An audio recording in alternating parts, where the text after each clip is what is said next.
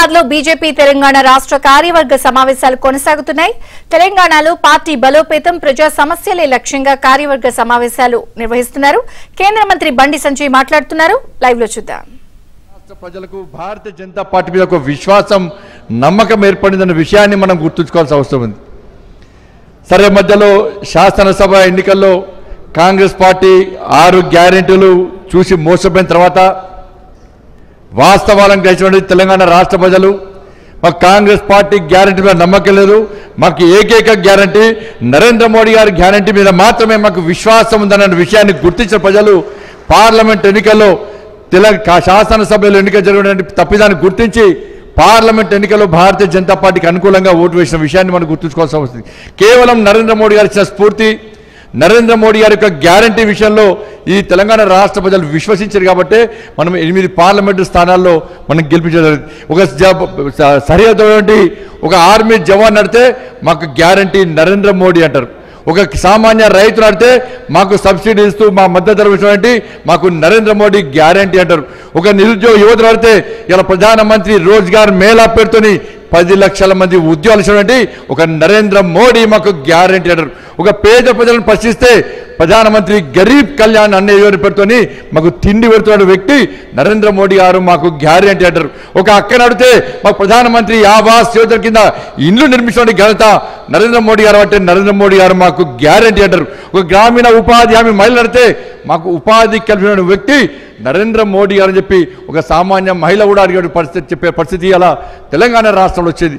ఈ తెలంగాణ రాష్ట్రంలో ప్రజాప్రతినిధులతో కూడా ఒక గ్రామీణ ప్రాంతం ఒక సర్పంచ్ నడితే మాకు నరేంద్ర మోడీ గారు కేంద్ర ప్రభుత్వం ఇచ్చిన నిధుల వల్లనే అంత అభివృద్ధి చేస్తామన్న విషయాన్ని ఒక గ్రామీణ ప్రాంతం సర్పంచ్ అంటాడు. ఒక కార్పొరేటర్ మాకు గ్యారంటీ నరేంద్ర మోడీ అంటారు. ఒక కౌన్సిలర్ మాకు నరేంద్ర మోడీ గారు గ్యారంటీ అంటారు. ఒక వార్డు మెంబర్ నుంచి పార్లమెంటరీ స్థాయి వరకు అన్ని పార్టీల నాయకులు కూడా మాకు నరేంద్ర మోడీ గారి గ్యారంటీ అని చెప్పి ఈ తెలంగాణ రాష్ట్రంలో ఒక ప్రత్యేకమైన వాతావరణం పార్లమెంట్ ఎన్నికల సందర్భంగా వచ్చింది. కాబట్టి 8 పార్లమెంటరీ స్థానాల్లో ఇలా భారతీయ జనతా పార్టీ గెలిచింది.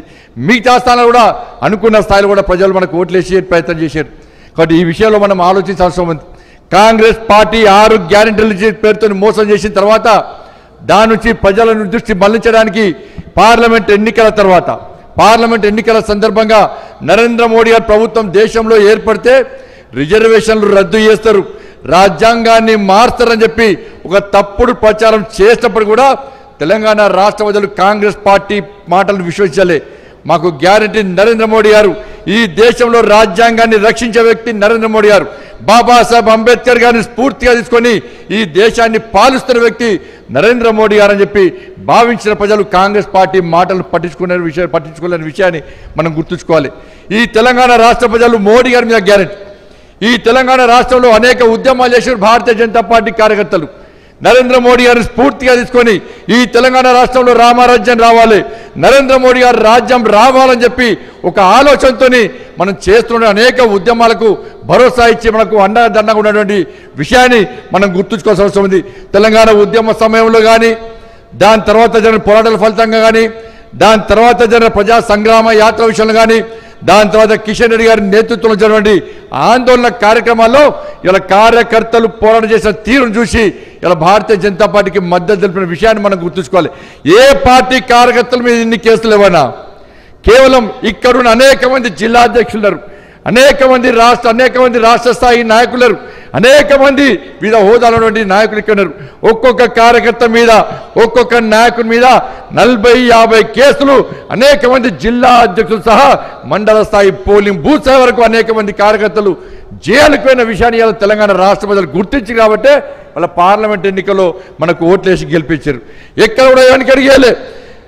ఇలా పోలింగ్ బూత్ స్థాయిలో మేము గెలిచామంటే ఇవాళ ఎక్కడ కూడా బండి సంజయ్ ఇక్కడ గెలిచామంటే ఏ నాయకుడు కూడా పోలింగ్ బూత్లో తిరగలే. మేము ఇంటింటికి తిరిగే అవకాశం లేకుంటే పార్లమెంట్ ఎన్నికల్లో మేము గెలిచింది పోలింగ్ బూత్ స్థాయిలో. భారతీయ జనతా పార్టీ తెలంగాణ రాష్ట్రంలో పటిష్టంగా ఉంది కాబట్టి పోలింగ్ బూత్ స్థాయిలో కార్యకర్తలు ఇంటింటికి వెళ్ళి మోడీ గారి గ్యారంటీ, కేంద్ర ప్రభుత్వం అమలు చేస్తున్న సంక్షేమ పథకాలను ప్రజలకు వివరించారు కాబట్టి వాళ్ళ కార్యకర్తలు కష్టపడి పనిచేసారు కాబట్టి నాయకులందరూ సమిష్టిగా పనిచేసారు కాబట్టి కలిసిమెలిసి పనిచేసారు కాబట్టి వాళ్ళ మోడీ గారి ఆశీర్వాదంతో కార్యకర్తల కష్టార్జితంగా వాళ్ళ పార్లమెంటు సభ్యులుగా మేము గెలిచాం.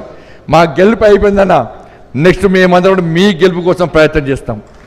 వాళ్ళ రాబోయే రోజుల్లో సర్పంచ్ ఎన్నికలు వస్తున్నాయి, గ్రామ స్థాయి ఎన్నికలు వస్తున్నాయి, స్థానిక సంస్థల ఎన్నికలు వస్తున్నాయి.